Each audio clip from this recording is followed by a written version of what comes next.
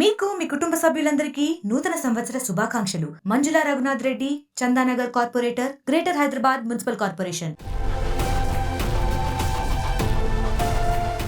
అయోధ్య రామమందిరం ప్రారంభోత్సవానికి ముస్తాబవుతోంది.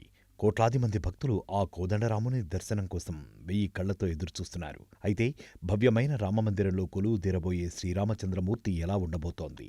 దివ్యమంగళమైన రామ్లల్లా విగ్రహం రూపు ఎలా ఉండబోతోంది? అందరి మనస్సులో ఇవే సందేహాలు. అయితే అయోధ్య రాముడి విగ్రహం ఎలా ఉండబోతోందో తెలిసిపోయింది. తాజాగా గర్భగుడిలో ప్రతిష్ఠించబోయే రామ్లల్లా విగ్రహాన్ని ఎంపిక చేసింది శ్రీరామ జన్మభూమి తీర్థక్షేత్ర ట్రస్ట్. అయోధ్య రామ మందిరంలో ప్రతిష్ఠించేందుకు మొత్తం 3 విగ్రహాలను తయారు చేయించింది శ్రీరామ్ జన్మభూమి తీర్థక్షేత్ర ట్రస్ట్. ఈ 3 విగ్రహాలు దైవత్వం ఉట్టిపడేలా అద్భుతమైన శిల్ప సౌందర్యంతో రూపొందించినవే. అయితే అందులో 5 ఏళ్ల బాలరాముడి విగ్రహాన్ని మౌఖిక ఓటింగ్ ద్వారా ఎంపిక చేసింది శ్రీరామ జన్మభూమి తీర్థక్షేత్ర ట్రస్ట్.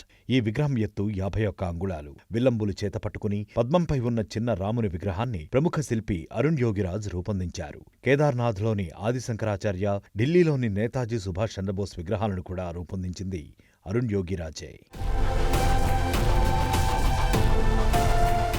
అయోధ్యలో ప్రతిష్ఠించబోయే రాముని విగ్రహాన్ని 6 నెలల్లోనే తయారు చేశారు అరుణ్ యోగిరాజ్. ఇక ఎంపిక చేసిన విగ్రహంతో పాటు తయారు చేయించిన మిగిలిన 2 విగ్రహాలను కూడా అయోధ్య ఆలయంలోనే ఏర్పాటు చేయనున్నారు. ఇక అయోధ్యలో శ్రీరాముని విగ్రహ ప్రతిష్టాపనకు ఆలయ ట్రస్టు అన్ని ఏర్పాట్లు చేస్తోంది. జనవరి 22న జరిగే విగ్రహ ప్రాణ ప్రతిష్ఠ మహోత్సవ్ వేడుకల్లో ప్రధాని మోదీ పాల్గొననున్నారు. మరోవైపు అయోధ్య రామమందిరంలో ప్రతిష్ఠించబోయే విగ్రహాన్ని ఇప్పుడే వీక్షించే వీలు లేదు. ఆ బాలకోదండ రాముణ్ణి దర్శించాలంటే ఈ నెల 22 వరకు ఆగాల్సిందే.